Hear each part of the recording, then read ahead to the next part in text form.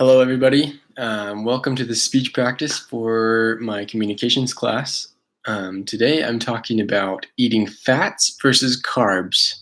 Should you or should you not? Did you know that it is actually more healthy for you to eat a baked potato with butter on it and sour cream than it is for you to eat just a plain baked potato? I didn't either until I learned why.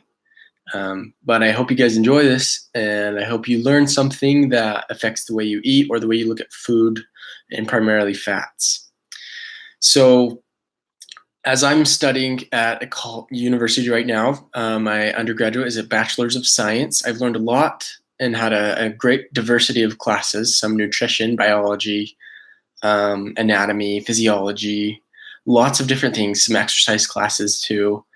One thing I want to share with you is not a very complex topics, but it's something that can be greatly misunderstood in our culture today. Now, in the 1900s, past the 50s, so about 60s, 70s, 80s, 90s, there was kind of a anti-sugar scare. And this scare, sorry, not an anti-sugar, it was an anti-fat scare. And this scare, people were saying, we're doing this fat-free diet. And it might have been a great diet, but we're going to dive into why it might not be such a great idea to eliminate fats from your diet altogether. So I hope you enjoy it. That's my introduction. Here's the bulk of my speech. So first off, eating with carbs. Carbs are sugars, and if you eat a baked potato, it is loaded with carbs and not much else. So let's say what happens when you eat without carbs. Say you eat a plain baked potato, what does it do to your body?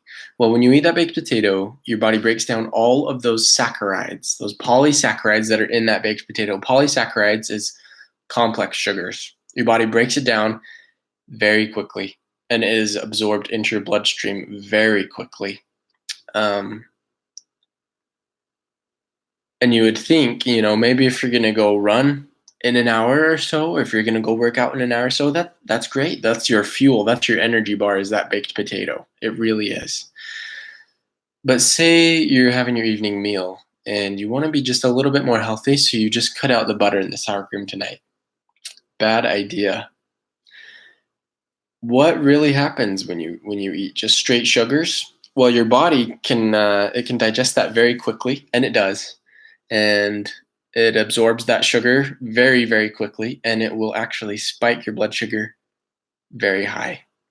Now, if you're not diabetic, it's not going to be alarming, but it's probably not the best thing for your body either. If you are diabetic, that's alarming. You should take some insulin right now, depending on which type you are. But let's say you added some butter and some sour cream to your baked potato for dinner. Now, as you eat it, there is some fats associated with that sugar that's kind of mixed into the mix, and it goes in your stomach. It'll jumble all around. They'll all be mixed together, and the fat will be with it as it exits the stomach. And fats actually slow gastric emptying. That has been proven. Therefore, if you eat a baked potato with some fat on it, it's going to slow how quickly it leaves your stomach, and therefore it will slow how quickly it is absorbed by your bloodstream. By your small intestine, it will absorb most of the nutrients there, and then send it straight to whatever processing, which nutrients need what. But if you eat that and then it has some fat with it, it can slow it down from leaving the stomach, or the gastric emptying means stomach emptying. So it'll slow it from leaving the stomach, therefore not spike your blood sugar as highly. So that is one small benefit to eating carbs with fats. Now, we've talked about carbs without fats. We've talked about carbs with fats. Let's talk about the different types of fats that you can eat, and which ones are probably better for you, which ones are okay, and which ones are definitely not the best for you. So I don't know what you've heard about fats. There are trans fats, there are saturated fats, there are mono unsaturated fats, poly unsaturated fats, lots of fats. Let's start with unsaturated fat. Now, when fat is unsaturated, typically it's from a plant-based product. something like vegetable oil, canola oil, even corn oil. There's a bunch of different plant-based oils out there. Those are unsaturated, and unsaturated means it refers to their molecular structure. We won't dive into that too deeply, but essentially unsaturated fats, 99% of them are liquid at room temperature. And this is a good thing based off what they have in them. Saturated fats, now those are solid at room temperature. That's your butter, that's animal fat. So what's on your bacon, what's in your hamburger, what's on your nice steak. So those fats are okay for you. They're not the best, but according to research, the saturated fats, they are okay for you as long as you are not exceeding your caloric needs. A professor actually did a study.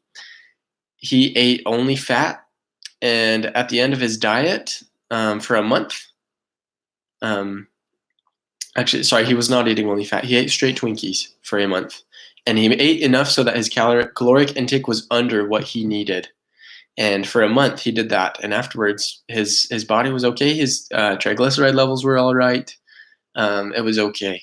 So therefore, if you eat fat, don't exceed your caloric intake, which, I mean, you shouldn't anyway, right? Unless you're really trying to gain weight. With our saturated fats, they're okay to eat as long as you don't eat too many calories throughout the day. Now, the third one, trans fats, that's where things can get a little spooky. It's in anything, if you look on the ingredient list, anything that has partially hydrogenated oil. No matter what kind of oil it is, if it's partially hydrogenated, that means it's a trans fat. If it says 0 grams trans fat, but it has partially hydrogenated oil in it, that's a trans fat, and it's in that substance. Peanut butter has it.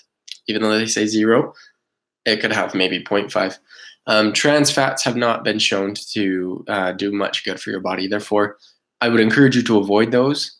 But with other fats, such as monounsaturated fats, polyunsaturated fats, that includes some of your omega-3 oils. Those are actually really good for your body, and your body needs those. So don't cut your fats totally out.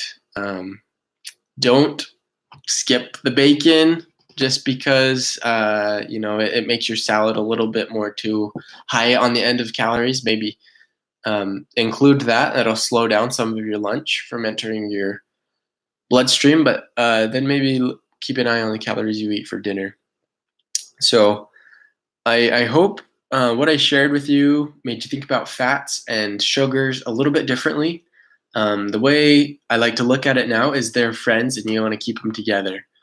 If you just chug a soft drink or a root beer or anything, that's no fat, that's total sugar, and that will spike your blood sugar very quickly. If you drink a chocolate milk, for example, which has a lot of sugar and it also has some fat in it, or even regular milk that's got less sugar, do one of those two, and that will kind of slow that from entering your bloodstream, ease the blood sugar levels, and not have you have such a high spike of insulin. And that's a whole nother topic. But these things, I don't have the sources for them made up yet, but I will post those as soon as I can. I hope you enjoyed this. If you have any questions, please let me know, and any suggestions. I love suggestions. So thank you for watching. That's my spiel on eating fats versus eating carbs. I don't believe we should eat them separately. Like I suggested, I think we should eat them together, and I think we should eat the right amount.